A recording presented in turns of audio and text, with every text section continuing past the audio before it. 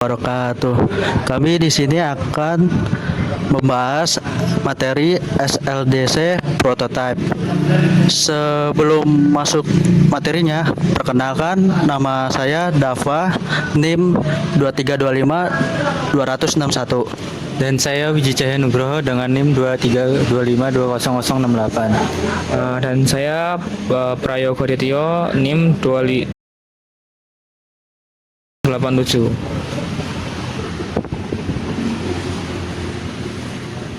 Oke, di sini ada alur dari rumusan masalah dan ada tahapan dari prototipe tersebut ada 3, yaitu yang pertama apa itu prototipe, yang kedua tahapan dalam prototipe, dan terakhir etika yang harus diterapkan.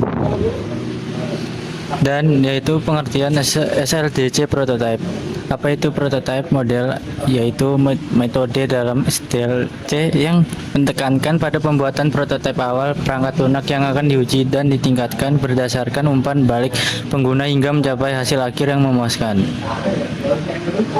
Nah, yaitu adapun tahapan-tahapan dalam prototipe, yaitu yang pertama initial integration,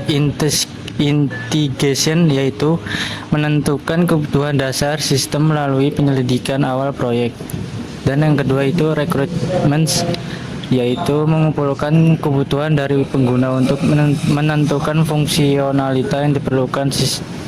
Dan sistem desain, yaitu contohnya mendesain arsitektur dan antarmuka sistem sesuai dengan kebutuhan pengguna.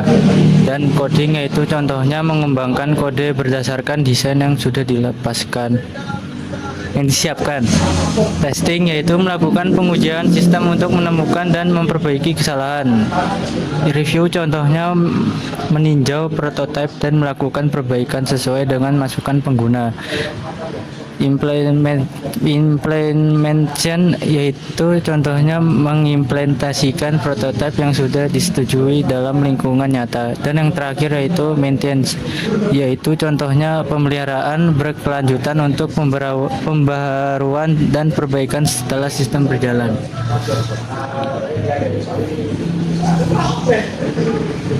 Oke, etika yang harus diterapkan dalam prototipe ini sendiri ada 3 ya. Yang pertama itu keterlibatan pengguna yang etis ya. Melibatkan pengguna secara aktif dan jujur sangat penting dalam model prototipe karena produk dikembangkan berdasarkan umpan balik berkelanjutan dari pengguna. Dan yang kedua, perlindungan data dan privasi. Data pengguna yang diperoleh sama pengembang harus dijaga kerahasiaannya dan hanya digunakan untuk tujuan pengembangan. Dan yang ketiga, tanggung jawab terhadap kualitas. Pengembang harus berkomitmen untuk menghasilkan produk berkualitas yang dapat diandalkan. Ini berarti melakukan pengujian yang cepat dan memperbaiki kesalahan. Kualitas yang baik tidak hanya melindungi pengguna, tetapi juga mencerminkan tanggung jawab personal dari tim pengembang. Dan kesimpulan yang bisa diambil dari materi yang kita bawakan dalam SDLC ini tersebut, bahwa model ini fokus pembuatan versi awal prototipe dari perangkat lunak yang kemudian diuji dan disempurnakan secara iteratif. Proses ini melibatkan umpan balik pengguna secara terus-menerus yang menyesuaikan dan meningkatkan prototipe tersebut hingga menghasilkan produk akhir yang memenuhi kebutuhan pengguna.